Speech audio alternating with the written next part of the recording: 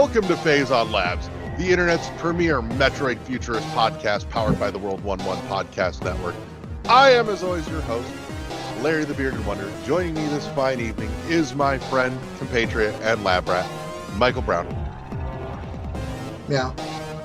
Meow. Michael has entered cat mode. Meow. Oh.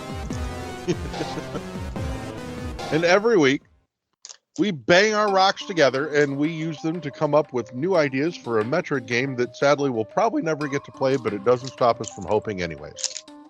So this week, Michael brings us one of his pitches out of his vault of dark, horrible ideas, and we'll see what comes of it. What you got? All right. Weird little idea. I want to expand the part in Metroid 2, Samus Returns, where you play as Samus with the little baby Metroid following you. Yeah. I want a game where you play as the baby Metroid at that point. Like something happens, you get separated. So a huge chunk of the game is just trying to find Samus again. Like it could just be a little like the old Game Boy Advance titles, like short, sweet, to the point. You know, it'd be puzzles, it'd be just entertaining. I don't know, I think we could do some fun with it. I think I know what to do with it. I'm listening. So, between Metroid 2 and 3, where she's taking the baby back to Sarah Station, something happens, gets hit by a rock in space, I don't know, take your pick, but crash lands on a planet, and the baby gets separated from Samus on the planet, and you play as the baby trying to get back to finding Samus. Yes. And you can build a whole game around it.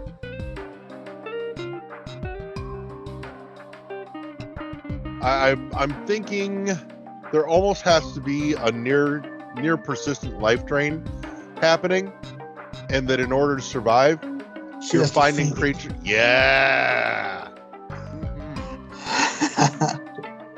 It'll be adorable. Yep. Yeah, I like this. She's glomming onto little tiny critters at first. Eventually, you see like this massive thing lumbering by with a little hat in the shape of a Metroid.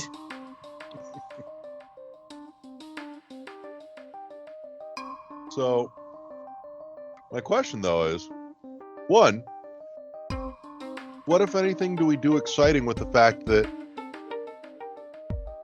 the baby is not gravity tethered to the ground like Samus is? It floats, it doesn't walk. I feel like that merits doing something interesting with. Insanely Twisted Shadow Planet. Mm-hmm.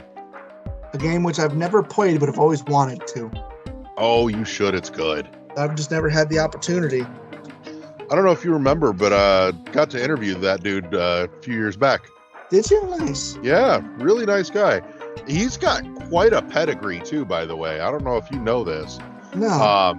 He's got a incredible resume in animation.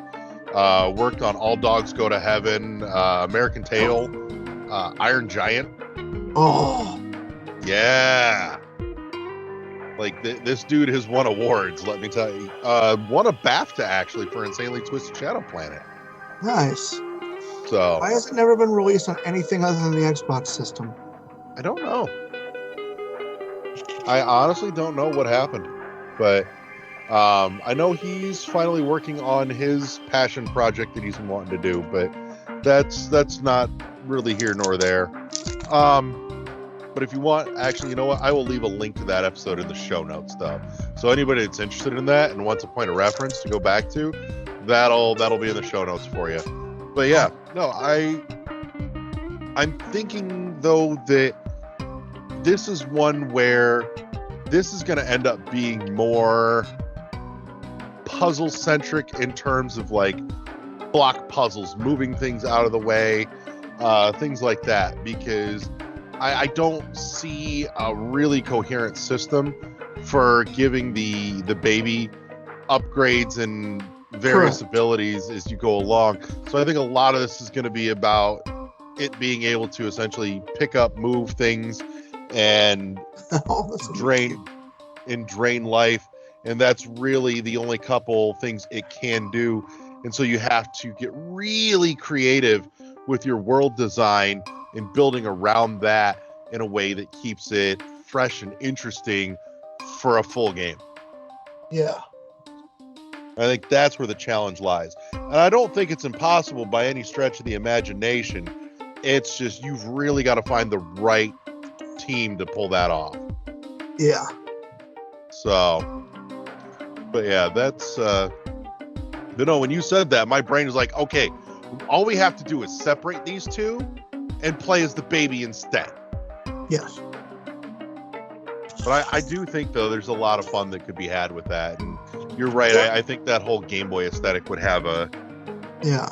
There is the upgrade possibility that you gain a little bit of power to where you can eat certain types of bricks. There you go. Because eventually you can get the little diamond bricks. Yeah. Yeah. Like, that's a possibility. This is true. I hadn't thought about that. That's not a bad idea. Or maybe it's something where it can only do it for a limited period of time after feeding enough to get that ability. Oh, I like it. Adds that way, clock puzzle into it. Yeah. So you can put a little bit of timing into it, as well as not making it so that it only happens at the end. But granted, you kind of gamify it a little bit, like your complaint with the Omega Cannon in Dread. Yeah. But here, I don't think it's a bad thing. This to me almost has the feel of like an itch.io type game, kind of like what Milton did when he made the game where you play as the side hopper as the entire game, which was much shorter than AM2R, but he wanted to explore that a little bit further, and so he made an entire little side game about Milton the side hopper. Okay, that I didn't know, actually. That's awesome. Yeah. Yeah, no, that was a nifty fucking thing he did recently. It was just a few months back, actually. Huh. So that was really exciting to see that he was still doing some kind of like solo stuff on his own. Yeah. That made me solidly happy. But no, I do think the whole Game Boy aesthetic, no, that's too toned down. I was gonna say you could almost get into like the Gato Roboto aesthetic, but I'm like that would work, but I think I want to go a little bit bigger with it. Agreed. Like I kind of like the idea of you like as I said, play with the space, play with the concept of you going into this cavern, and since the cavern is so big, just to show you how small you really are, it pan out and you're just a pixel, and like moving around, like that. Something like that could be interesting. Something that really drives home the scale. Yeah. No, I agree. It's a good way to go. This is one where I would really love to see them do music where it's still got kind of the creepy thing, but it's also a little more beep boop happy. Yeah, I could see that.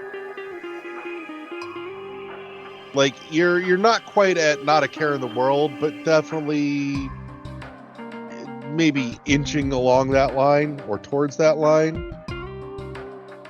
Could have the right feel. Almost something along the lines of Journey of the Incomplete Circle. Yeah, there you go. Uh-huh. Like, especially the depressing or scary parts. Like, that would be perfect. Yeah. That's one of Zoe's favorites, actually. I understand. It was damn good. I got stuck at one point and never went back to it, but it was a damn good game. Zoe's actually doing a forthcoming episode of Mind Over Media on Journey of the Broken Circle as well. Nice.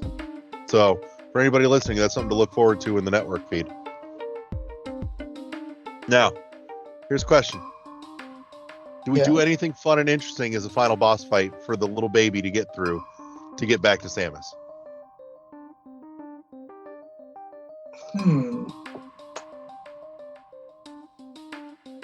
Crocomire. No, not Crocomire, because I love Crocomire. I would want them to live happily ever after. Right. Something puzzle-based, like a puzzle-based boss fight where you have to Ooh. try to manipulate things to remove pieces of armor so you can get in there to the succulent flesh. Okay. Because what if the armor is so thick it won't let you drain through it? Right.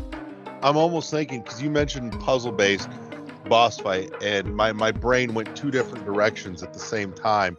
One, I'm sitting here thinking about, Portal feels kind of puzzle-based-ish in the boss fights, but also so does Insanely Twisted Shadow Planet has a couple that are more puzzle-centric instead of combat. You know what? Actually, I've got a perfect idea for this.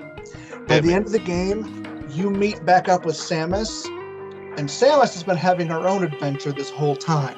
Mm-hmm. You work together for the final fight, such as she'll drop a bomb, you have to pick the bomb up and take it somewhere and drop it. It'd be adorable. Actually, you're not far from an idea. That puts me on a thought real close to yours.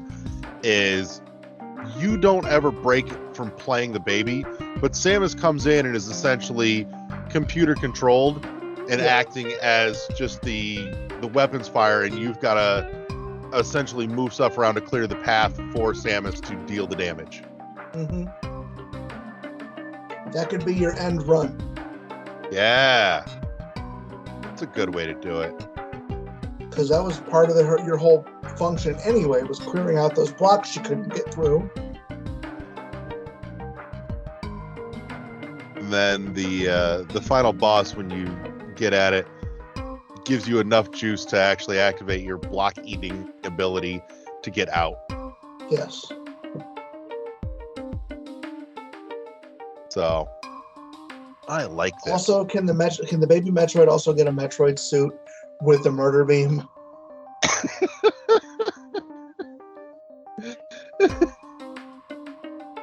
Like you just following behind Samus. It's walking all floppy because all she is the head inside the suit's dome.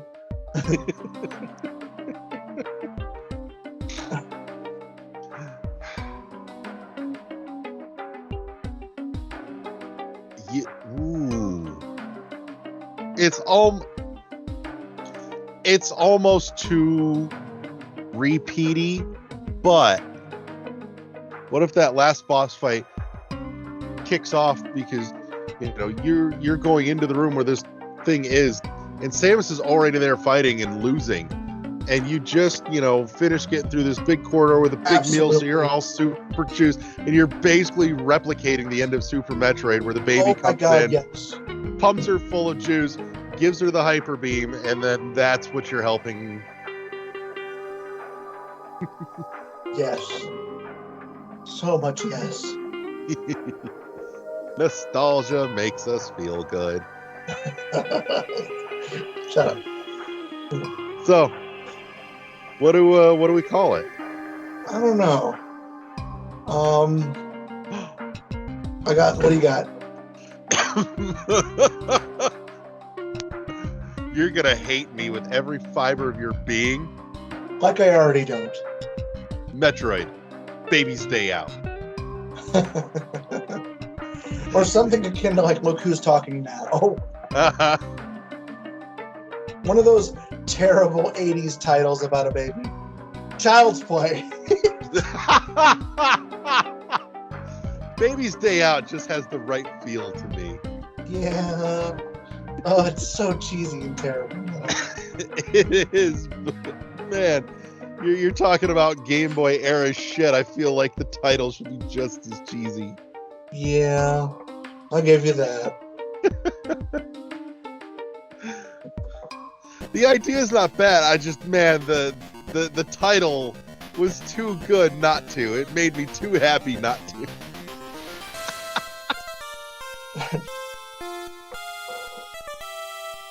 All right, so let's close it out here then. We'll slip this in an envelope and get it to Sakamoto and say, here, make us a damn game. Acceptable. Indeed. So, past that, I want to say thank you to everybody that tuned in this week. Thanks for coming and hanging out with us. Thank you to my lab partner, Michael. And we'll see you all back here next week on Phazon Labs, powered by the World 1-1 Podcast Network. Press start to engage your mind. See you next mission. Peace!